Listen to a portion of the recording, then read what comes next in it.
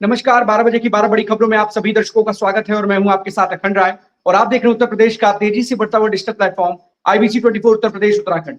12 बजे की महत्वपूर्ण खबरों की शुरुआत करते हैं। आपको बता दें कि यूपी पीसीएस 2024 का रिजल्ट आ चुका है और इस रिजल्ट में 947 पदों के सापेक्ष 932 अभ्यर्थियों ने सफलता हासिल की है।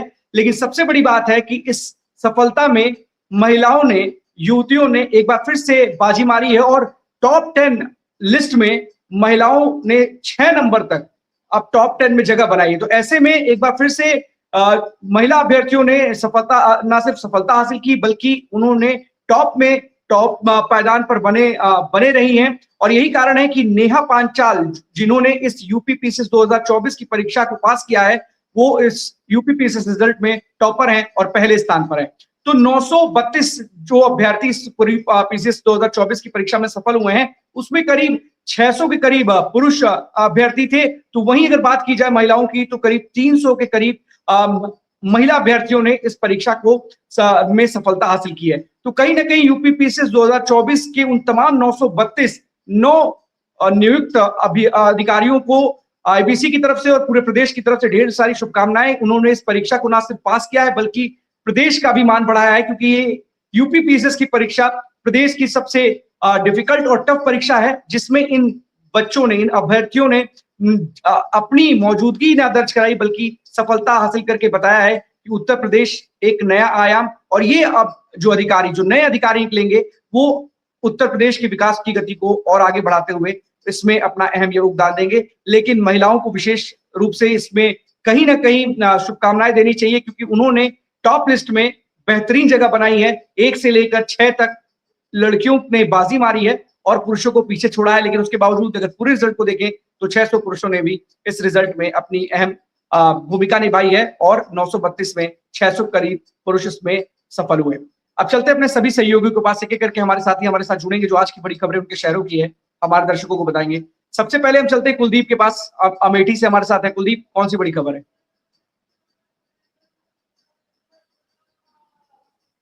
जी अखंड जी, इस समय पूरे देश में टीटी को लेकर शिक्षकों के प्रति पूरे देश में हाहाकार मचा है। मैं बात करता हूं कि जिस प्रकार से सुप्रीम कोर्ट के एक आदेश के अनुपालन में उत्तर प्रदेश के शिक्षा विभाग के लगभग 1,90,000 शिक्षकों की नौकरी संकट के घेरे में आ गई है। अगर हम बात करें तो जो अनिवार्यता है वो अनिवार्यता भर्ती होने के समय ऐसी कोई बाध्यता या कोई विज्ञप्ति नहीं थी, लेकिन एक सुप्रीम कोर्ट के आदेश के तहत, सुप्रीम कोर्ट के आदेश के अनुपालन में पूरे देश में शिक्षकों के ऊपर रोटी रोजी का सवाल आ खड़ा पड़ा है। उनके लिए संकट की घड़ी आ पड़ी है। अगर बात की जाए तो जिस प्रकार से पूरे देश में शिक्षकों की, अगर हम उत्तर प्रदेश की केवल बात करें तो यहाँ पर लगभग 1,90,000 शिक्षक टीटी से प्रभावित हो रहे हैं। और ऐसे में सरकार के द्वारा, चाहे वो BLO की ड्यूटी हो, चाहे वो SIR की ड्यूटी हो, चाहे वो राष्ट्रीय कार्यक्रम जनगणना का कार्यक्रम लगा हो, इन सबके मध्य शिक्षकों को पढ़ाने की भी अहम जिम्मेदारी सौंपी गई है।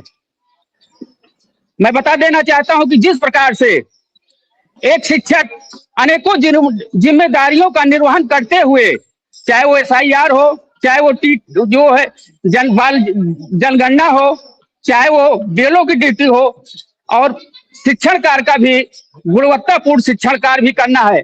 ऐसे में शिक्षकों के प्रति सवाल खड़ा होता है कि क्या ऐसी स्थिति में शिक्षक टीटी की परीक्षा पास कर पाएंगे। जबकि कुलदीप, सबसे बड़ी बात है कि देखिए सुप्रीम कोर्ट का ये फैसला है और करीब 1,86,000 के करीब जो शिक्षक हैं वो इससे प्रभावित हो रहे हैं। 50,000 तो ऐसे शिक्षक हैं जिनकी स्थिति ऐसी है कि उनकी नौकरी, खतरे की घंटी उनकी नौकरी पर कहीं ना कहीं बज रही है। सबसे बड़ी बात है कि रियायत उन शिक्षकों को मिली है जो 5 साल जिनकी सेवा बची हुई है, लेकिन उसमें भी एक शर्त है कि अगर वो प्रमोशन पाना चाहते हैं तो उनको टेट पास करना होगा। लेकिन सवाल ये है कि तमाम जो शिक्षक नेता हैं, जो संगठन के अध्यक्ष हैं, उनका कहना है कि जब शुरुआत में जिन्होंने 2011 से पहले नौकरी हासिल कर ली थी, उसके पहले के लोगों को टीएटी पास करना कहाँ तक सही है, ये बार-बार सवाल और प्रश्न चिन्ह खड़े कर रहे हैं और इसके लिए कहीं न कहीं सरकार ने सुप्रीम कोर्ट में भी याचिका डाली हुई है। अभी उस पर कोई फैसला या सुनवाई नहीं हुई है। लेकिन सबसे बड़ी बात है कि बिल्कुल सही कह रहे हैं कि तमाम शिक्षकों के भविष्य पर संकट के बादल छाए हुए हैं, उनकी नौकरी पर कहीं न कहीं संकट के बादल छाए हुए हैं, क्योंकि उनको टेट पास करना ही होगा, सुप्रीम कोर्ट के आदेश जी के अनुसार। फिलहाल लगातार जी तमाम जगहों से जो शिक्षक नेता हैं या शिक्षक के जो भी अपने अलग-अलग अपने संगठन हैं, वो इसको लेकर के लगातार ना सिर्फ सरकार पर दबाव बना रहे हैं, बल्कि कोर्ट पर भी फैसले को पुनर्विचार के लिए कहीं न कहीं उस पर भी बात करने के लिए उस पर भी दबाव बनाने की कोशिश कर रहे हैं। फिलहाल सुप्रीम कोर्ट ने स्पष्ट कर दिया है कि अभी ऐसा कुछ नहीं होगा, टेट पास करना ही पड़ेगा। लेकिन शिक्षकों के जी लिए कहीं न कहीं परेशानी का सबब है। फिलहाल ये देखने वाली बात होगी कि सुप्रीम कोर्ट में सुनवाई में इस पर क्या होता है और क्या शिक्षकों के हक में फैसला आता है या नहीं। बहुत-बहुत धन्यवाद कुलदीप इस जी तमाम जानकारी के लिए आपका। जी अखंड जी, एक बात और मैं बता देना अखंड जी, एक बात और मैं बता देना चाहता हूं कि जिस जिस प्रकार से आपने कहा कि 50,000 ऐसे शिक्षक हैं जो कि जब भर्ती हुई थी तो केवल वो टीटी की योग्यता ही नहीं रख रहे हैं। इस समय जो टीटी की मानक योग्यता है, उस योग्यता पर वो खरे उतर ही नहीं रहे हैं। बिल्कुल उनकी नौकरी पर संकट का सवाल है और ऐसे में पूरे देश में शिक्षकों के प्रति पूरे पूरे के पूरे शिक्षक समुदाय एक संकट की घड़ी से गुजर रहा है।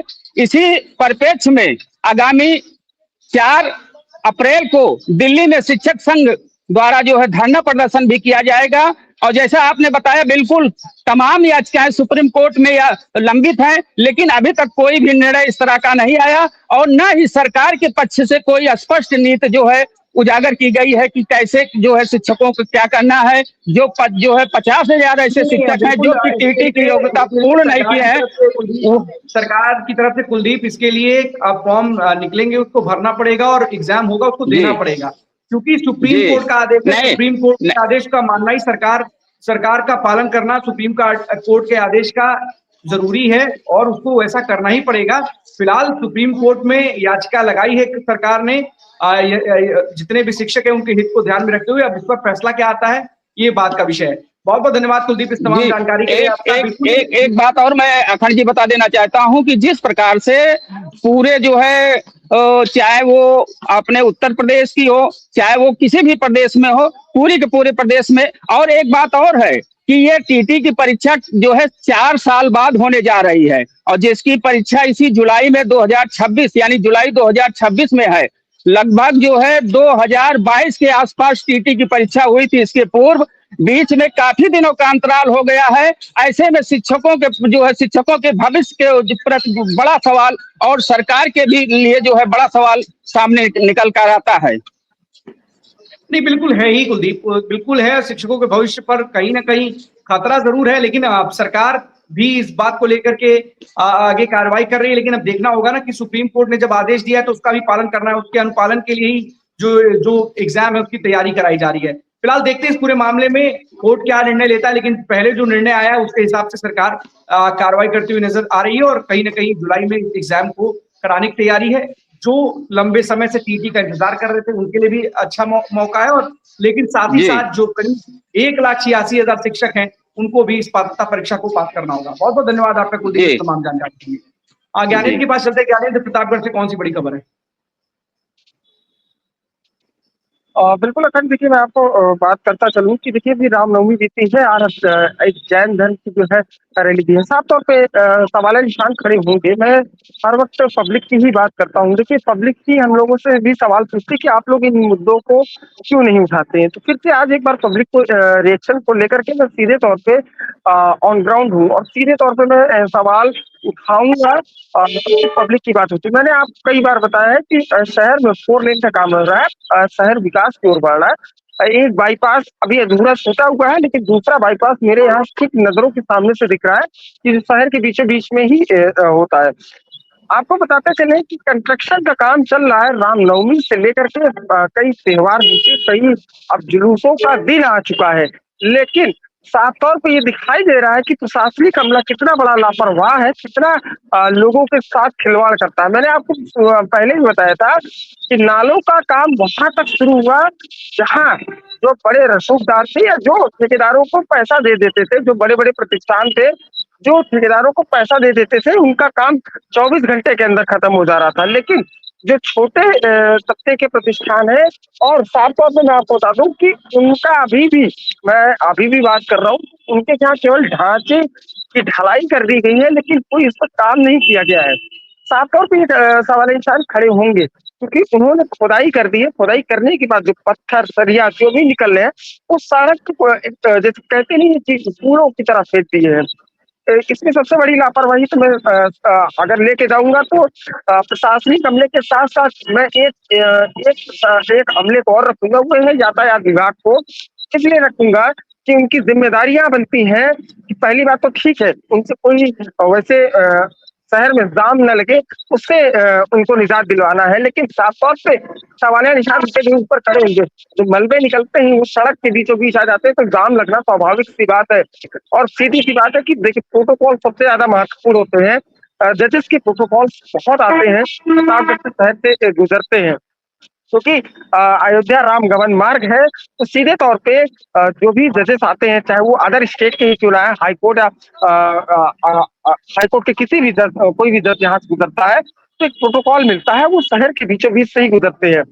तो साफ तौर पे ये दिख जाता है। अगर कोई एक व्यक्ति सड़क पे गाड़ी खड़ी करते हैं, तो जज का अगर प्रोटोकॉल गुजर रहा है तो उसकी गाड़ी काउंट कर दी जाती है, मतलब सीज कर दी जाती है, सीधे तौर पे कोई वो नहीं। तो वैसे ही इनके पर भी कार्रवाई होनी चाहिए, लेकिन अभी तक कोई कार्रवाई का नाम नहीं लिया जा रहा। देखिए, मैं आपको एक चीज बता दूं, 1300 करोड़ से अधिक की लागत से ये मात्र 10 किलोमीटर की सड़क बन रही है, और 2 साल का कॉन्ट्रैक्ट था, ये दूसरा साल चल रहा है। मैं अभी आपको डेट बता दूंगा तो आप अचंभे में रह जाएंगे कि नाले की केवल काम इतनी धीमे चल रहा है, तो सड़क का काम आखिर कब जाएगा। और इसको नवंबर तक में, मैं आपको फिर से रिपीट कर रहा हूँ, 29 नवंबर से 30 नवंबर तक में सड़क को हैंडओवर देना है। मेरे पास जो जानकारी है, जानकारी के अनुसार इसका भी उद्घाटन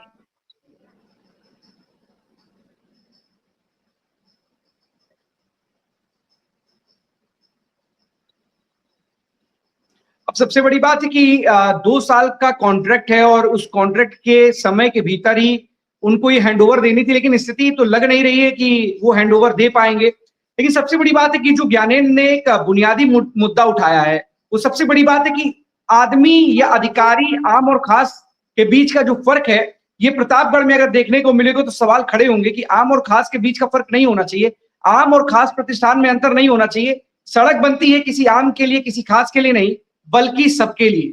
जनहित में वो काम होता है, इसीलिए उसका नाम जनहित से जुड़ा हुआ होता है। और अगर वहां पर खास को आगे रख करके आम को पीछे कर दिया जा रहा है, तो ये किसी भी रूप से जनहित का काम नहीं है। सरकार को इस पर, और जो भी प्रशासनिक अमला है प्रतापगढ़ का, क्योंकि सरकार साफ तौर पर जो भी कार्य है उसको लेकर के लगातार कहती रही है, लगातार कहती रही है अधिकारियों से कि जल्द से जल्द काम को निपटाए। लेकिन अगर इस तरीके से आम और खास के बीच की जो खाई है उसको यहाँ पर दिखाया जाएगा, खास लोगों के लिए अलग इंतजाम, आम लोगों के लिए अलग इंतजाम किए जाएंगे, तो सवाल खड़े होंगे प्रशासन पे कि आखिरकार इस तरीके की मतभेद, इस तरीके की खाई क्यों उत्पन्न की जा रही है, वो भी काम में, वो भी जनहित के कामों में। कि जनता के हित के लिए सड़क के नालों का निर्माण कराया जाता है, किसी खास प्रतिष्ठान या किसी आम प्रतिष्ठान के लिए नहीं कराया जाता है। तो इस बात का विशेष ध्यान रखना चाहिए उन तमाम अधिकारियों को जो इस कार्य से जुड़े हुए हैं। पहले खास क्या कराने का जो चलन है उसको दूर करना चाहिए। सबकी एक नियमित व्यवस्था होनी चाहिए, एक लाइन से ही होनी चाहिए कि जिसमें इस तरीके के सवाल, जो बुनियादी सवाल है, वो कभी भी खड़ा ना हो और लोग इस तरीके के सवाल ना उठाएं, जिससे कहीं ना कहीं प्रशासन की और सरकार की मंशा पर सवाल खड़े हों। बहुत बहुत धन्यवाद आपका ज्ञानेंद्र इस तमाम जानकारी के लिए। और अगर कुछ अधिकारियों से भी पूछिएगा, क्योंकि सवाल ये बुनियादी है, आपने ये सवाल उठाया, लेकिन सवाल ये भी बनता है कि अधिकारी आखिरकार इस तरीके के मामलों में क्यों नहीं संजीदगी से काम करते, क्यों इस तरीके की बातें होती है। कुछ लोग कहते हैं कि खास लोगों की व्यवस्था अलग है, आम लोगों के लिए व्यवस्था अलग है। इसको लेकर के बिल्कुल अधिकारी सवाल पूछेंगे। बताइए क्या बिल्कुल अखंड, देखिए मेरी बात पूरी कंप्लीट नहीं हो पाई थी, नेटवर्क प्रॉब्लम की वजह से कट चुका था। मैं आपको ये बता दूं कि आप अभी अचंभा मानेंगे, 29 से 30 नवंबर तक में हैंड ओवर देना है और दिसंबर में उत्तर प्रदेश में जो योगी आदित्यनाथ का प्रोग्राम लग रहा है। और साथ में सोचिए 2016 में जब 2014 में जब थी और नितिन गडकरी सड़क परिवहन मंत्री बने थे, तो वही आकर के प्रयागराज से अयोध्या के लिए 4 लेन, मतलब सोचिए पहले डबल लेन थी। स्थितियां ऐसी थी कि आपको अगर 60 किलोमीटर का सफर करना है तो 4 घंटे का आप सफर तय करके प्रयागराज पहुंच। सीधे तौर पे हम आपको बताते चले कि 2016 में वो आए थे राम नमन मार्ग, मतलब सोचिए कोई प्रोफार प्रतापगढ़ से 60 किलोमीटर का सफर 4 लेन का दिया गया था, लेकिन सीधे तौर पर उन्होंने 2 रोडें दी थी 4 लेन, जो एक चित्रकूट से सीधे कनेक्टिविटी अयोध्या के लिए कर रही थी। 4 लेन सीधे कनेक्ट हो रहा था। उन्होंने हरी मन से कहा था कि जल्द से जल्द यहाँ पे काम शुरू किया जाएगा, लेकिन और उसके बाद शहर के लिए बाईपास दिया था और साफ तौर पर जो एक बाईपास नहीं 2 बाईपास दिए गए थे, लेकिन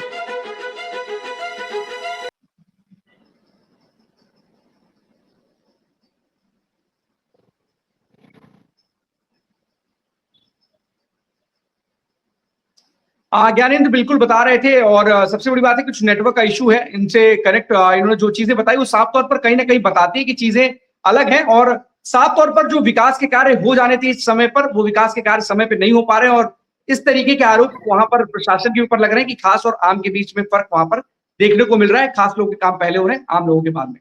हम जितेंद्र के पास चलते हैं। बस्ती, जितेंद्र कौन सी बड़ी खबर है बस्ती से आज? बिल्कुल अखंड, जिस तरीके से देखा जाता है क्योंकि जो साधु संत होते हैं, जो महात्मा होते हैं, या बात करें शंकराचार्य हैं, कहीं ना कहीं जिस तरीके से अब देखा जा रहा है कि प्रदेश की जो है राजनीति में लगातार कहीं ना कहीं अब संतों का भी इन्वॉल्वमेंट देखने को मिल रहा है। फिलहाल आपको बता दें कि जो संत जो है शंकराचार्य अभिमुक्तेश्वर आनंद जो है वो महाराज बस्ती आए थे। बस्ती आने के बाद कहीं ना कहीं उन्होंने मुख्यमंत्री योगी आदित्यनाथ पे सीधा निशाना साधा। उन्होंने साफ कहा है कि जिस तरीके से मुख्यमंत्री योगी आदित्यनाथ गोरख के भी पीठाधिकारी और लखनऊ में जिस तरह के उत्तर प्रदेश के मुख्यमंत्री है, तो उन्होंने आरोप लगाया कि ये दोनों पद पे रहना कहीं ना कहीं संसारिक भोग का आयोग लेना, या कहीं ना कहीं उन्होंने साफ एक आरोप लगा। उन्होंने कहा कि उन्हें अपने पद को त्याग देना चाहिए। फिलहाल ये आरोप लगातार जिस तरीके से शंकराचार्य का लगातार देखा गया है कि लगातार अगर जिस तरीके से संगम में जो है नहान को लेकर बातचीत हुई थी या बात की जाती उनके ऊपर मुकदमा दर्ज हुआ था, तो कहीं ना कहीं रोज लगातार देखने को मिल रहा है। लेकिन बस्ती पहुंचने के बाद उन्होंने एक आगाज किया। उन्होंने बताया क्योंकि ब्राह्मण समाज द्वारा एक एकत्रित एक कार्यक्रम था, वहां पर उन्होंने शिरकत किया। उन्होंने यह भी कहा कि उत्तर प्रदेश में जो कि अपेडा की साइड पर भी है कि उत्तर प्रदेश में सबसे ज्यादा अगर गौकशी हुई है तो कहीं ना कहीं गौ का जो मीट अगर बेचा गया, जो पैकिंग करके जाता है, कहीं ना कहीं उत्तर प्रदेश में मुख्यमंत्री योगी आदित्यनाथ की सरकार में ये हुआ। उन्होंने यह भी कहा है कि गौ माता को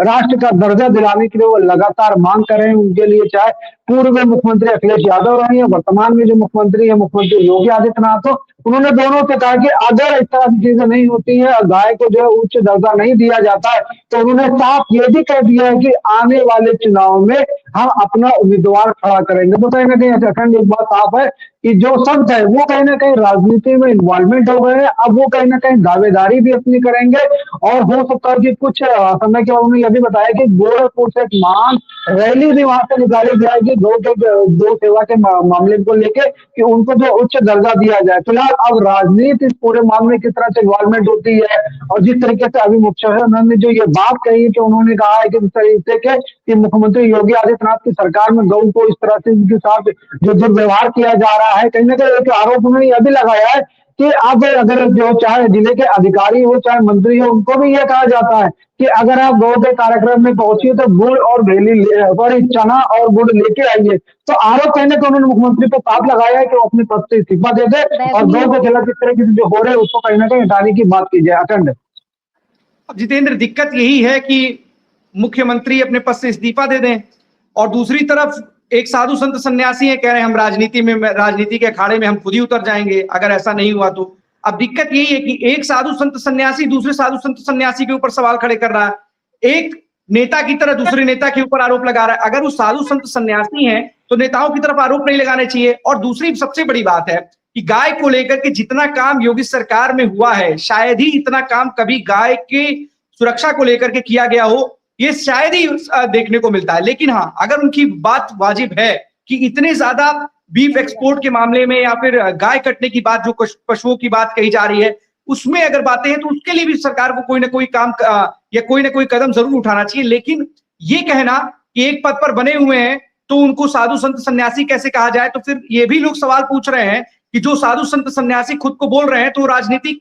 मामलों में हस्तक्षेप क्यों कर रहे हैं, सरकार के खिलाफ क्यों बोल रहे हैं, और सरकारी मामलों में हस्तक्षेप करके राजनीति के अखाड़े में उतरने का काम क्यों कर रहे हैं। बहुत सारे लोगों के ये खुद के सवाल हैं और कहीं ना कहीं साफ तौर पर कई लोग अब शंकराचार्य जी को भी लेकर के मुखर होते हुए दिखाई दे रहे हैं, क्योंकि तमाम साधु संत सन्यासी हैं जो अलग तरीके से अपना पूजा पाठ करते हुए दिखाई दे रहे हैं। लेकिन शंकराचार्य जी ने जब से माघ मेला हुआ है उसके बाद से, अगर पिछले महाकुंभ की बात की जाए तब भी सवाल खड़े किए थे, महाकुंभ के बाद जब ये माघ मेला हुआ इसमें भी सवाल खड़े किए थे, और लगातार योगी सरकार पर हमलावर हैं और ब्राह्मणों को चिताने की बात करते हैं। सवाल ये है, क्या शंकराचार्य केवल ब्राह्मणों के होते हैं?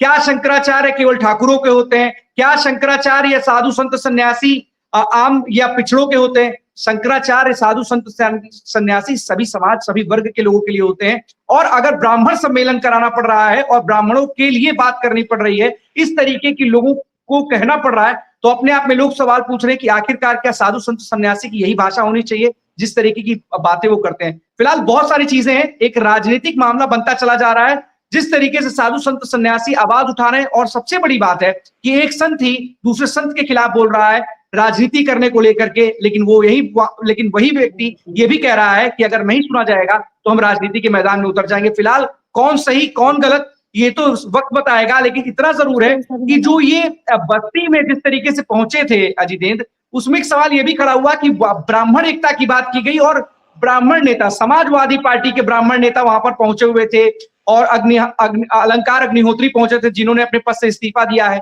तो साफ तौर पर सरकार को घेरने के लिए ब्राह्मणों की जरूरत क्यों है? अगर आपके अंदर खुद भी है गाय और पशु को लेकर के, गाय को लेकर के आप वहां पर बात कर रहे थे, तो ये ब्राह्मण फैक्टर कहां से आ गया? लोग ये सवाल कर रहे हैं।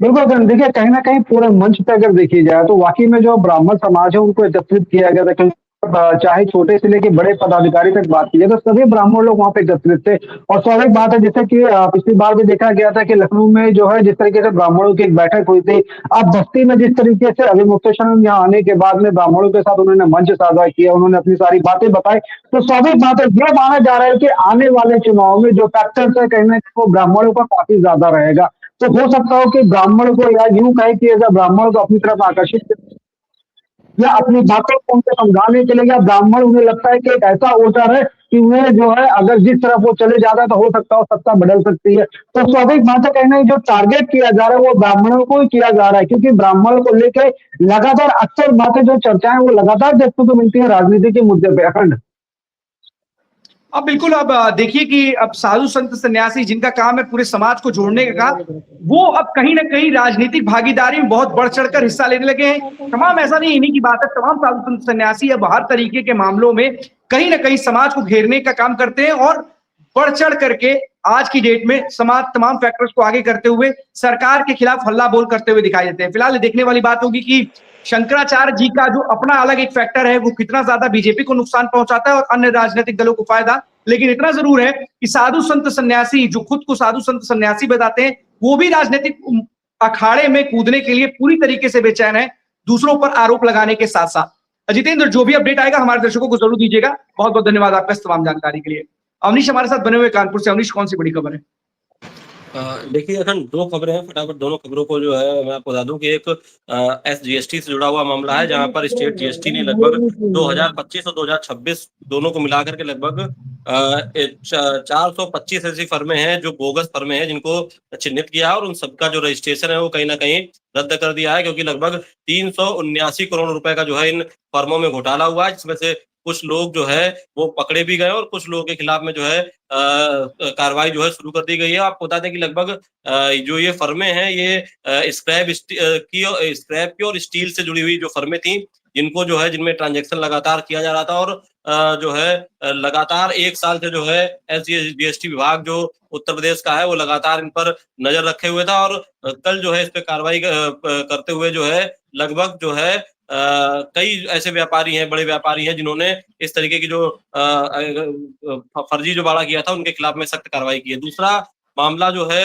कानपुर के ग्वालटोली थाना क्षेत्र का है, जहां पर एक युवक ने जो है एक वृद्ध को जो है मौत के घाट उतार दिया है। जो युवक जो वृद्ध है उसकी बेटी है, जो अभी कक्षा 10 में जो है क्लास 10th की जो छात्रा है, उसने साफ तौर पर अपने ही घर पे किराए के ऊपर जो एक घर में 2 फ्लोर का घर था, जिसमें नीचे वो परिवार रहता था जिसमें बुजुर्ग की हत्या हुई, और दूसरा वो परिवार जिसने हत्या की है उसमें जो है एक साहिल नाम का जो लड़का था, वो उस 10वीं की छात्रा को लगभग 3 साल से परेशान कर रहा था, जिसमें 2024 में जो है उसकी माँ ने, जो लड़की की माँ है, उसने जो है तहरीर भी दी थी चौकी में, लेकिन जो वहां के चौकी इंचार्ज थे उन्होंने कोई भी सुनवाई नहीं की। फिलहाल कल जो है जब उस बुजुर्ग की हत्या हो गई तो उसके बाद में पुलिस ने उस चौकी इंचार्ज को फिलहाल जो है निलंबित भी कर दिया है, और वहीं जो कुछ आरोपी हैं उनको भी पकड़ करके पूछताछ भी कर रही है। खंड आखिरकार अवनीश, जब कुछ हो जाता है उसके बाद इतना पुलिस एक्टिव क्यों होती? क्या इंतजार करती है क्या कि कुछ घटना घटित हो जाएगी तब कोई कार्रवाई करेंगे? अगर किसी के खिलाफ शिकायत मिली है तो उसमें इतनी शिथिलता क्यों बरती जाती है? इस तरीके से हत्या हो गई, क्या उस हत्या जिसकी हो गई, क्या उसको वापस उसकी जिंदगी को लाया जा सकता है? और जब पहले से शिकायतें हो रही थी, उस जगह इस तरीके की चीजें, बात विवाद लगातार बढ़ रहा था, तो त्वरित एक्शन लेना चाहिए था, दोनों पक्षों के खिलाफ लेना चाहिए था। अगर कुछ गलत था दोनों के खिलाफ, तो अगर जो भी दोषी था उसके खिलाफ तो एक्शन लेते। आज चौकी इंचार्ज को हटाने से फायदा क्या हुआ? क्या वो व्यक्ति जो चला गया वो वापस आ जाएगा?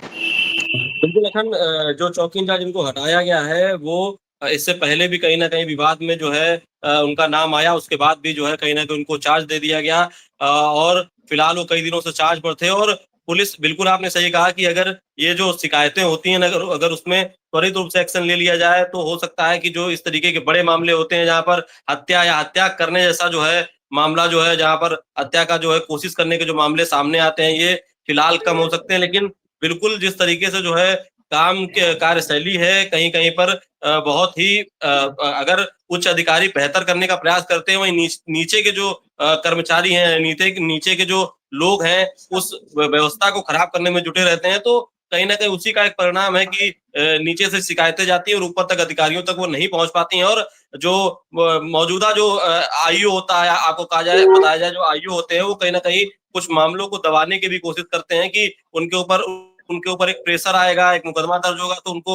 उस पे भी जांच करनी पड़ेगी, उस पे भी काम करना पड़ेगा। तो काम ना करना पड़े, इसको लेकर के जो है कहीं ना कहीं तरीके के मामलों को साफ तौर पर दबाने का भी काम किया जाता है। तो फिलहाल इस पे एक कड़ा एक्शन सिर्फ निलंबित करना ही नहीं है, ऐसे लोगों के खिलाफ में मुकदमा लिखने के साथ साथ जेल भेजने का भी काम करना चाहिए।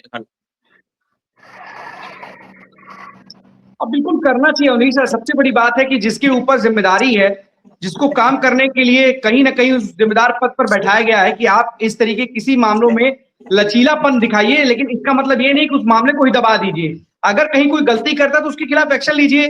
ये नहीं कह रहा है कि कोई गलत व्यक्ति के खिलाफ एक्शन लीजिए, ना लीजिए, सही व्यक्ति के खिलाफ एक्शन ले लीजिए, ऐसा नहीं है। लेकिन कम से कम आपने अगर उस पद पर बैठे हैं, आपसे लोगों को उम्मीद है, तो आप इस तरीके से लचीलापन दिखाएंगे, इस तरीके से कामचोरी करेंगे, काम के दबाव में काम नहीं करेंगे, तो कैसे इस लोगों को न्याय मिल पाएगा और कैसे इस तरीके की घटनाओं को रोक पाएंगे आप? लेकिन सबसे बड़ा सवाल यही है कि आखिर इस तरीके से एक व्यक्ति की जान चली गई, उसके बाद चौकी इंचार्ज हटे हैं, तो वो तो कहीं ना कहीं फिर से पा ही जाएंगे कोई ना कोई चौकी। आज से 2-4 महीने बाद फिर से उनको चौकी मिल जाएगी, लेकिन क्या उस जिंदगी को वापस ला पाएंगे जो इस लापरवाही की वजह से जिसकी जान चली गई?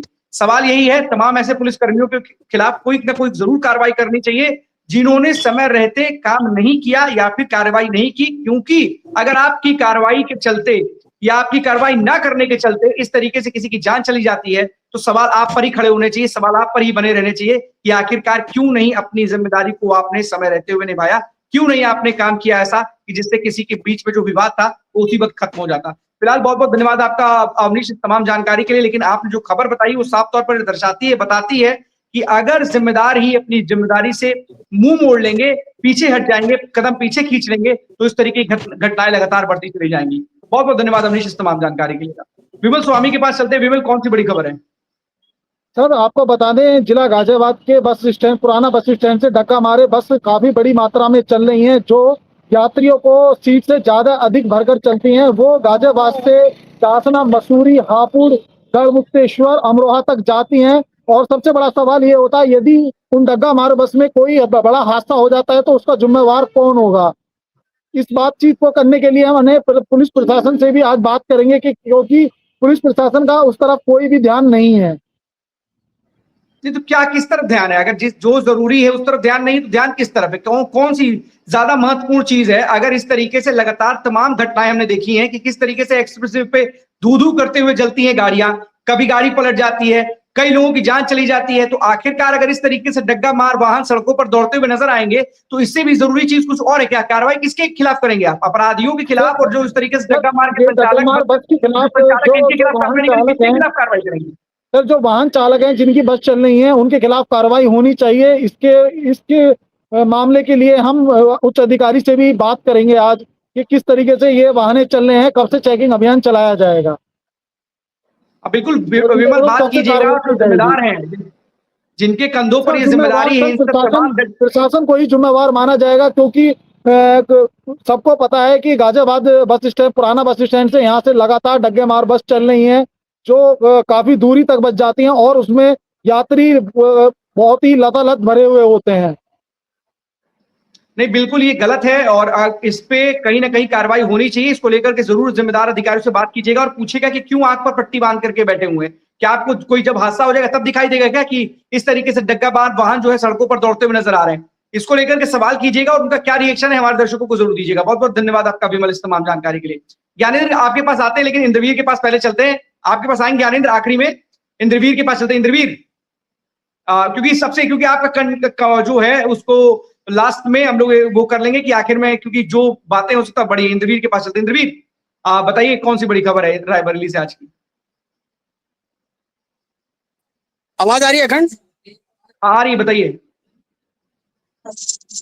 देखिए, जिस तरीके से आज यूपीएससी अगर बात करें तो फाइनल रिजल्ट आया है और उसमें रिजल्ट में अगर बात करें तो लड़कियों ने बात करें तो प्राथमिकता निभाई है। और इसमें अगर बात करें तो जिस तरीके से जो अभी देखने को मिल रहा है, 6 लड़कियों ने टॉप 10 में 6 लड़कियां हैं। और उस तरीके जो भारत सरकार की नीड रही है बेटी पढ़ाओ बेटी बचाओ और तमाम सारी ऐसे बेटियों को लेकर के अभियान जो चला रही भारत सरकार, उसके तहत देखने को मिला। रायबरेली में भी हमारे पास एक बाइट है, मैं उसको पहले चाहूंगा कि आप देखें और हमारे दर्शक भी देखें कि अनन्या त्रिवेदी है ये, और शहर कोतवाली नगर की रहने वाली, जिन्होंने दूसरा स्थान प्राप्त किया है।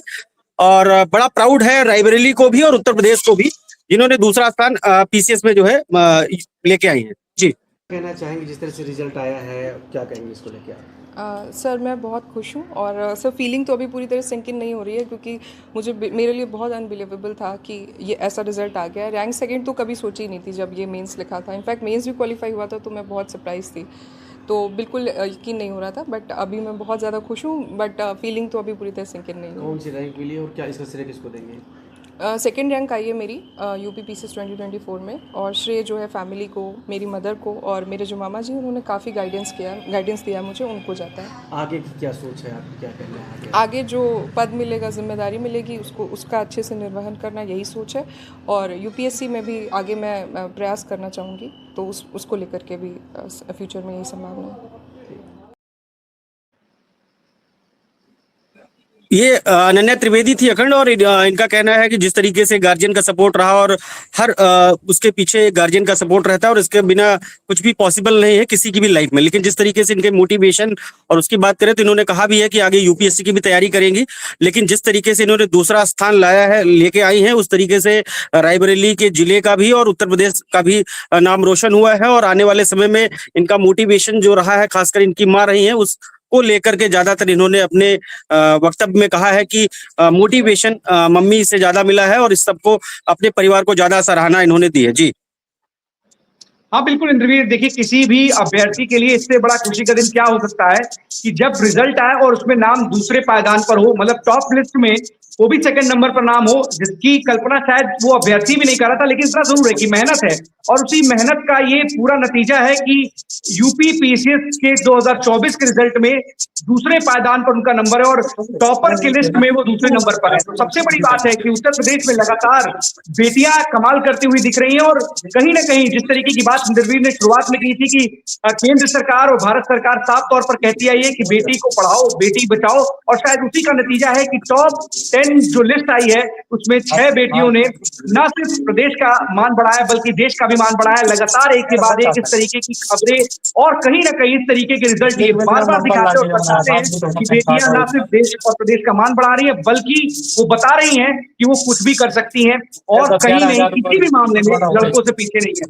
तो फिलहाल इंद्रवीर, आपका बहुत बहुत धन्यवाद। आपका अगर हो सके तो उनसे अभी बात कीजिएगा और पूछिएगा, जिस तरीके से उन्होंने बताया कि सफलता के पीछे उन्होंने अपने माँ बाप को श्रेय दिया, लेकिन साथ ये भी पूछिएगा कि किस तरीके से उन्होंने इस सफलता को हासिल किया है, क्योंकि कई बार तैयारी तो कई लोग करते हैं लेकिन रिजल्ट में जब नाम आता है तो उस रिजल्ट की तैयारी करने वालों से क्या अलग उन्होंने किया जिसकी वजह से आज वो इस मुकाम को हासिल करने में कामयाब हो पाई है। बहुत बहुत धन्यवाद आपका इंद्रवीर, तमाम जानकारी के लिए। ज्ञानेंद्र के पास चलते। ज्ञानेंद्र, बताइए, कंटिन्यू कीजिए।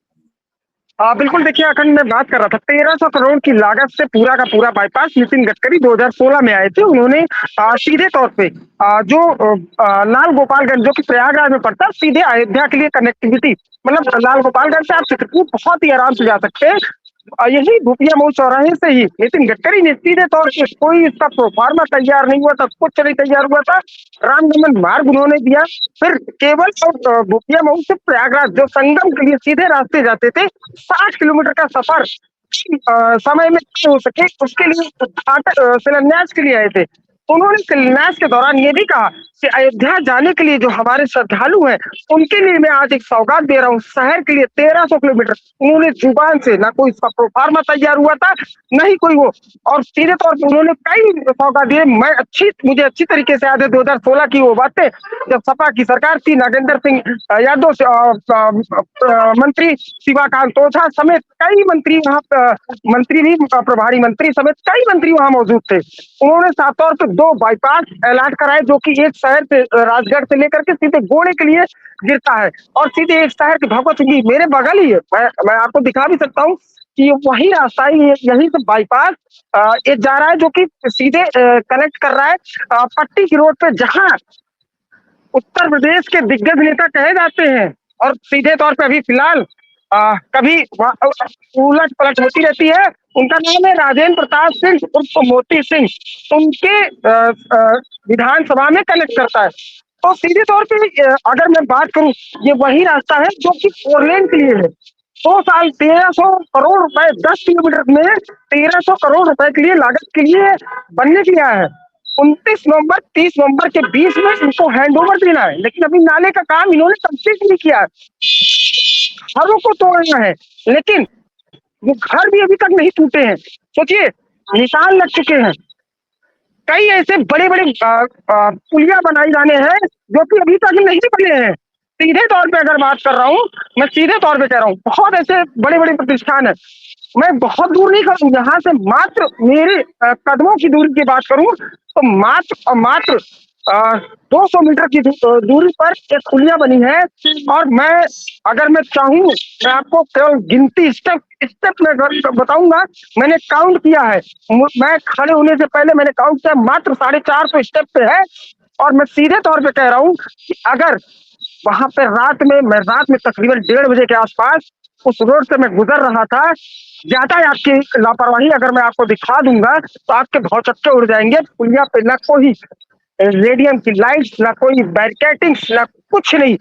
सोचिए, आज 30 तारीख है, कल 31 तारीख है, परसों पेमेंट गिरनी है, केवल तनख्वाह की इंतजार यहाँ का प्रशासनिक हमला करता है और पुलिस हमला करता है। साफ तौर पे पुलिस विभाग के ऊपर भी सवालिया निशान खड़े हो रहे हैं। तनख्वाह आनी है, सॉरी माफी चाहूंगा, आपकी तो तनख्वाह भी नहीं आनी है, 1 महीने के गैप है, क्योंकि सरकारी तनख्वाह अप्रैल के बाद आएगा, 2 महीने की तनख्वाह साथ आएगी। तो ये भी है, तो थोड़ा सा उलझने हैं। इनको सिर्फ क्या करना है, डग्गा मार बसें चलानी है, बगल खड़ी है। जो ट्रकें आ रही हैं, अभी आप दूसरे से लाइव ले रहे थे, ट्रकें, एक ट्रक घुसी थी, सीधे तौर पे यातायात क्या हुआ क्या नहीं हुआ मैं देख तो नहीं पाया, मैं किसी के ऊपर आरोप तो नहीं लगाऊंगा, लेकिन ट्रक 5 मिनट तक खड़ी रही, जाम लगा रहा, उससे उनको नहीं लेना देना है। तो साफ तौर पे देखिए, कमाई इनकी होनी चाहिए चाहे जैसे हो। लोग परेशान हो रहे हैं, उनसे उससे कोई मतलब नहीं है। प्रशासनिक अमला मौन बनकर बैठा हुआ है। बड़े बड़े प्रतिष्ठानों का 24 घंटे के अंदर ढलाई हो जा रही है, उससे ठेकेदार सबसे बड़ी चीज है, बड़े प्रतिष्ठानों के यहाँ सबसे पहले काम लग रहा है। मैं गिनती पे नाम गिनवा सकता हूँ। सबसे बड़ा इलेक्ट्रॉनिक्स की दुकान है प्रीतम, 24 घंटे के अंदर उनके द्वार पे ढलाई हो गई। मैं सबसे छोटी दुकान की बात कर रहा हूँ जो प्रतिदिन का 1500 रुपए कमा के लेके जाता है, शहंशाह होदरी, उसके यहाँ 1 महीने से ढलाई कर दी है, लेकिन अंदर सीमेंटेड का काम नहीं कर रहे। सबसे बड़ी बुक डिपो की बात कर रहा हूँ, केसरवानी बुक डिपो, 24 घंटे के अंदर खुदाई हुई, 24 घंटे के अंदर ढलाई हो गई। अब आगे का काम चल रहा है। सोचिए, मैं ऐसे कई प्रतिष्ठान गिनवा सकता हूँ। पूर्व विधायक धीरज ओझा का घर 24 घंटे के अंदर सामने नाला खुदा और 24 घंटे के अंदर ढलाई करके पूरा का पूरा मलबा लगा करके पत्थर लगा दिया। ऐसे कई दुकान है। और सोचिए, अभी मेरे पीछे जाएंगे तो जोगापुर इलाका पड़ता है, वहां इन्होंने काम ही नहीं शुरू किया। कहीं काम शुरू कर दिया है तो सोच के चले गए हैं, कोई लेना देना है। किसी के घर के सामने सोच के चले जा रहे हैं कि कोई लेना देना है। ये जो बाईपास मेरे बगल है, मात्र 30 मीटर की दूरी पे, इसके काम खत्म होने की जो अवधि है जुलाई में है। और अभी मैं बात करूं तो 30% ही काम हुआ है, केवल पिलर किए गए। सोचिए किस तरीके से बाईपास मैंने आपको कुंभ के दौरान दिखाया था, जबकि उस दौरान मुझे कई बार प्रशासनिक अमले से धमकियां भी दी गई कि आपने खबर गलत चलाई। हमने कहा कि अगर मैं खबर गलत चलाऊं तो मैं इस्तीफा देने को तैयार हो रहा हूँ। गूगल मैप में बाईपास नहीं दिख रहा है आज की भी डेट में। जो बाईपास राजगढ़ से तकरीबन 800 करोड़ की लागत से बाईपास बन रहा, आधा का आधा काम हुआ है। और कुंभ के दौरान मैंने आपको दिखाया था कि कैसे गूगल मैप में जो है सीधे संगम मोड़ से अयोध्या के लिए सीधे रोड, केवल सीधे शहर के बीचों बीच से कहीं बाईपास नहीं दिख रहा है। और करोड़ों रुपए उसमें खर्च हो चुके हैं सरकार के, लेकिन यहाँ का प्रशासनिक अमला मौन बैठा हुआ है। प्रतापगढ़ के जिला अधिकारी शिव सहाय अवस्थी गंगा एक्सप्रेस वे देखने जाते हैं, लेकिन बाईपास का क्या हाल है वो आज तक देखने नहीं गए हैं। गंगा एक्सप्रेस वे पे वो गाड़ी चला करके देखते हैं कि क्या कहीं ऊंच नीच तो नहीं है, लेकिन आज तक बाईपास को देखने तक नहीं गए हैं। सीधे तौर पे अभी भी जैन धर्म की एक शोभा यात्रा निकली है। रामनवमी के दिन ये स्थितियां बन गई थी कि शहर में ट्रैफिक का शून्य था, जाम तो जाम लगे थे। आज भी एक शोभा यात्रा निकली है, लेकिन ट्रैफिक के नाम पे शून्य है। अगर आपका वो बाईपास वर्किंग करते हैं तो आप उस बाईपास को ये जो ट्रैफिक है आप डाइवर्ट कर सकते हैं, लेकिन यातायात को ये सब नहीं पता है। यातायात को सिर्फ ये पता है कि कोई बड़ा मंत्री आएगा या कोई से मुखिया आएंगे या डिप्टी सीएम आएंगे तब वो बाईपास खुल जाता है।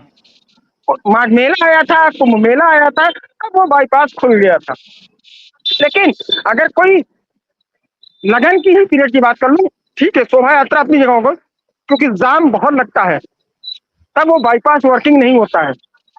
बड़ी चीजें होती हैं, बड़ी बातें होती है। करोड़ों की लागत से आप शहर का विकास कर रहे हैं, तो कम से कम आप ध्यान तो दे लीजिए। तनख्वाह लेने के लिए ना मत बैठिए।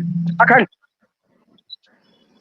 अब दिक्कत ये है कि शहर के विकास ज्यादा जरूरी है कि आपकी तनख्वाह, वो तो आपके ऊपर निर्भर करती है कि तनख्वाह के बगैर आपका काम नहीं चलेगा, आपके परिवार का पेट नहीं चलेगा। लेकिन सवाल ये भी है कि इतनी बड़ी जिम्मेदारी आपके कंधों पर इसलिए नहीं सौंपी गई है कि आप इसका इंतजार करें, जबकि सौंपी इसलिए गई है कि आप लोगों के जो हित है उसका ख्याल करें। बिल्कुल सैलरी की आप बात कर सकते हैं, सैलरी को लेकर के आप अपना इंतजार कर सकते हैं, लेकिन सोचिएगा कि वो तमाम लोग जो सुविधा का इंतजार कर रहे हैं उनका क्या? वो तो आपके भरोसे बैठे हैं, आपको तो सैलरी 30, 31, 1 जो मिले मिल जाएगी, लेकिन उनका क्या जो आपके भरोसे बैठे हैं कि ये तमाम सुविधाएं आप उनको करके देंगे, लेकिन आप कर तो पा नहीं रहे। ट्रैफिक की व्यवस्था वैसी है जैसी लग रहा था कि मानो कोई व्यवस्था ही नहीं है। तो अगर आप ट्रैफिक को संभाल नहीं सकते, ट्रैफिक के लिए उचित नियम और कायदे कानून नहीं बना सकते, कोई और कदम नहीं उठा सकते, तो मतलब क्या है? तो ज्ञानी तो सवाल उठाएंगे ही उठाएंगे। प्रतापगढ़ की ट्रैफिक रेडियम पे चल रही है। मैंने आपको कुंभ में भी दिखाया था, माघ में भी दिखाया, अभी भी दिखा रहा हूँ। वही रेडियम आज भी पूरे शहर में दिख रहा है। आप देख पा रहे हो ना देख पा रहे हो, लेकिन मैं अपनी नजरों के सामने पे देख ले रहा हूँ। लेकिन इनको यहाँ के डग्गा मार वाहनों से छुट्टी नहीं मिल रही है। सोचिए, ये रहा सामने डग्गा मार, मैं आपको दिखा ही रही हूँ। ये सामने बसेस खड़ी हैं और ये सामने चौकी है। सोचिए, मैं साफ तौर पे दिखा रहा हूँ कि सामने सब कुछ हो रहा है और ये मेरे पीछे यातायात के लोग खड़े हैं। अगर आपके आँख के सामने ऐसे अड्डे चल रहे हैं तो मेरा सवाल उठाना कोई लाजमी नहीं है। मैं कभी भी पुलिस को सही नहीं कह सकता, क्योंकि हर वक्त एक पूरे तालाब को एक जो है एक मछली जो कि गंदी होती है वो पूरा गंदा करती है, और वही हाल हो रहा है। गलत नहीं कह रहा हूँ, क्योंकि ये मैं आपको ये जो बाईपास बता रहा हूँ, ये बाईपास 2 से 2.5 किलोमीटर का बाईपास है, 3 किलोमीटर के आसपास का। आप विश्वास नहीं करेंगे कि यहीं से शुरुआत होगी इस बाईपास की, और लेकिन अंदर जो घर है, गड्ढे ऐसे खोद दिए गए हैं कि आप कुछ नहीं मैं आपको बता नहीं सकता। सीधे तौर पे इस रास्ते से कोई नहीं जाना चाहता है, और तकरीबन हजारों की संख्या, 10,000 से ज्यादा परिवार यहाँ पे बसते हैं। इसी रास्ते से आना जाना होता है। उनके आने जाने के लिए वो 3:30 बजे से, जहाँ मेरा आवाज पड़ता है जेल रोड, 3:30 बजे से रात्रि 8 बजे तक आप उस रोड से नहीं जा सकते, इसलिए क्योंकि सबसे मेन 2 ही रास्ते हैं उस पार जाने के लिए, क्योंकि ट्रेनें आने जाने का समय हो जाता है, और बैठ होकर के ट्रेनें लगने लगती है, तो ना इधर से कोई जा सकता है ना उधर से कोई जा सकता है। लोगों को इतनी दिक्कतों का सामना करना पड़ रहा है। 2 साल के अंदर इस बाईपास को देना था, 2025 में जो गोली से और सीधे राजगढ़ के लिए निकल रही थी, 2025 के कुंभ मेले में उसे पब्लिक को सौंपना था। एक फ्लाईओवर बना है, चिलबिला फ्लाईओवर, और 2001 से, माफी चाहूंगा, 2000 से, सन 2000 से राजनीति का शिकार बनी थी, लेकिन फ्लाईओवर बनना आज तक उसका उद्घाटन तक नहीं हो पाया है। ये है प्रतापगढ़ की राजनीति। पहली बात तो 2 नेताओं के चक्कर में फ्लाईओवर अटका रहा, लेकिन जब फ्लाईओवर बन गया तो आज तक उसका उद्घाटन नहीं हो पाया। तो वो वही चीज इन दोनों बाईपासों में ये लग रहा है कि इसके बन भी जाएगा आने वाले समय में, क्या हो सकता है 2027 का दोनों जो सदर से चुनाव लड़े इस पे रोटी सेके कि हमने ये बाईपास दिया है लेकिन काम नहीं हुआ है। और फिलहाल देखने वाली बात होगी कि 27 से पहले, 27 के चुनाव से पहले क्या दोनों बाईपास हैंडओवर हो पाएंगे। 25 में घोड़े वाला हैंडओवर होना था कुंभ मेले के दौरान ही, लेकिन नहीं हो पाया है। काम अभी भी बहुत ही कछुए की चाल से काम हो रहा है। तो साफ तौर पे अब आने वाला वक्त बताएगा। गंगा एक्सप्रेसवे का काम तो चल ही रहा है और वो सेंट्रल का काम है, लेकिन ये दोनों बाईपास जो कि यूपी गवर्नमेंट के अंडर में थे वो अभी तक कंप्लीट नहीं हो पाए हैं। प्रशासनिक अमला और खास तौर पे तेज तर्रार एसडीएम कही जाती है नैन्सी सिंह, लेकिन इन सब कामों के लिए मैं कैसे उनको तेज तर्रार कह दूं, मैं कैसे जिलाधिकारी श्री सहाय अवस्थी को ये कह दूं कि आप एक्शन लेते हैं, लेकिन इन कामों पे एक्शन आप क्यों नहीं ले पा रहे, ठेकेदारों के ऊपर आप एक्शन क्यों नहीं ले पा रहे, ये बड़ा सवाल खड़ा होता रहेगा। मैं दीपक भूकर पुलिस अधीक्षक को मैं सीधे तौर पे कहूंगा कि आप माने जाते हैं कार्रवाई बहुत ही तेजी से करते हैं, लेकिन उन यातायात कर्मचारियों के ऊपर आप कार्रवाई क्यों नहीं कर पा रहे हैं। आप उन कोतवाली के दरोगा या सिपाहियों के ऊपर कार्रवाई क्यों नहीं कर रहे कि जो यातायात के साथ साथ थानों के भी एक दायित्व बनता है कि वो यातायात को दुरुस्त रखें, उनके ऊपर कार्रवाई क्यों नहीं हो रही है।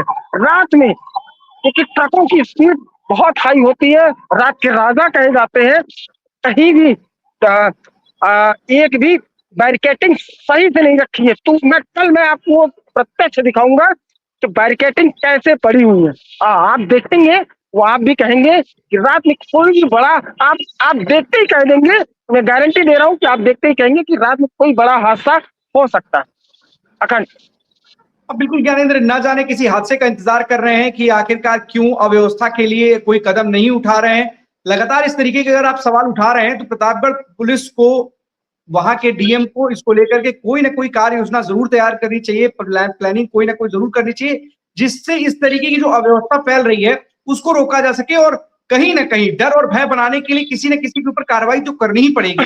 हम ये नहीं कहते किसी के ऊपर कार्रवाई मत करिए, पर उसको उसकी जिम्मेदारी का एहसास जरूर दिलाइए कि आपकी जिम्मेदारी बनती है कि शहर में इस तरीके से जाम जैसे संकट ना हो, जाम ना हो, इस तरीके से डग्गा मार वाहन सड़कों पर ना दौड़े, कोई जगह एक अनधिकृत रूप से किसी गाड़ियों का रोड पार्किंग स्थल ना बन पाए, इसको लेकर के जरूर कार्य तैयार करने चाहिए। और अगर हो सके तो जल्द से जल्द जो कछुए की चाल चल रही है काम, उनके में गति आ सके, इसको लेकर के भी जिलाधिकारी को जरूर कोई ना कोई बात करनी चाहिए, क्योंकि अगर इसी तरीके से काम चलेंगे तो शायद 2027 में भी वो काम पूरे नहीं हो पाएंगे। और जो लोग उस बाईपास के जरिए या उसके काम के जरिए चुनाव जीतने का सपना देख रहे हैं, उनका सपना भी सपना ही रह जाएगा। फिलहाल उससे ज्यादा जरूरी है कि जो तमाम लोग, जो जनता है, जो इस समय परेशानी झेल रही है, वो परेशानी से कहीं ना कहीं पार कर जाए और इस तरीके की सुविधा उनको मिल पाए। ये जनहित के मुद्दे हैं, जनहित के काम है, और जनहित के काम मुद्दे, जनहित के काम किसी विशेष वर्ग के लिए नहीं होता है, ना ही किसी खास के लिए होता है, बल्कि सभी के लिए होता है। इसलिए जनहित उसका नाम रखा गया है कि जनहित में वो काम किया जाए। फिलहाल नजर बनाए रखिए ज्ञानेंद्र, अगर हो सकेगा तो जिलाधिकारी से बात कीजिएगा कि आखिरकार ये जो काम चल रहे हैं, ये कछुओं की चाल से क्यों चल रहे हैं, इसमें तेजी क्यों नहीं आ रही। बहुत बहुत धन्यवाद आपका इस तमाम जानकारी के लिए। आपको बता दें कि उत्तर प्रदेश सरकार ने गेहूं खरीद के लिए आज से अभियान शुरू कर दिया है। 6500 के करीब जो क्रय केंद्र हैं, वहां पर जाकर के जो 2.25 लाख किसान हैं, वो यहाँ पर जाकर के अपना गेहूं बेच सकते हैं। और इसके लिए सीएम योगी ने साफ तौर पर अधिकारियों को निर्देशित किया है कि इसके लिए उचित व्यवस्था की जाए कि किसी को भी कोई परेशानी ना हो। पानी, पीने के पानी के साथ साथ वहां पर छांव की व्यवस्था की जाए कि कोई भी जो किसान वहां पर पहुंचे उसको असुविधा ना हो। और ये जून तक खरीदारी की जाएगी और इस बार का जो लक्ष्य है वो 50 लाख मीट्रिक टन तक है, जो पिछले साल की तुलना में 30 लाख टन था। इस बार 50 लाख टन रखा गया और इस बार कहीं ना कहीं 160 रुपए ज्यादा मिलेंगे, 2585 रुपए मिलेंगे किसानों को अधिक। तो कहीं ना कहीं एमएसपी भी बढ़ी है और इसके लिए किसानों ने रजिस्ट्रेशन भी करा लिया है। और जिन किसानों ने रजिस्ट्रेशन नहीं कराया गया है, उनकी गेहूं की खरीद नहीं होगी। तो पूरी प्रक्रिया पारदर्शी है, 48 घंटे के अंदर भुगतान की यहाँ पर प्रक्रिया है और इसके लिए एजेंसी को काम दे भी दिया गया है। लेकिन किसानों को इसमें प्राथमिकता दी गई है, किसानों की हित को ध्यान दिया गया है और किसी भी किसान को कोई परेशानी ना हो, इसके लिए भी सरकार ने विशेष इंतजाम किए हैं। तो कहीं ना कहीं सरकार ने गेहूं खरीद को प्राथमिकता देते हुए आज से इसकी शुरुआत कर दी है, जो जून तक चलेगी और कहीं ना कहीं किसानों को लाभ पहुंचे, इसके लिए बहुत जल्द उनके खातों में डीबीटी के तहत पैसा पहुंचाने के लिए भी व्यवस्था की है। तो 12 बजे 12 बड़ी खबरों में आज के लिए बस इतना ही। कल हम आपके सामने फिर से होंगे हाजिर, तब तक के लिए दीजिए हमें इजाजत। धन्यवाद।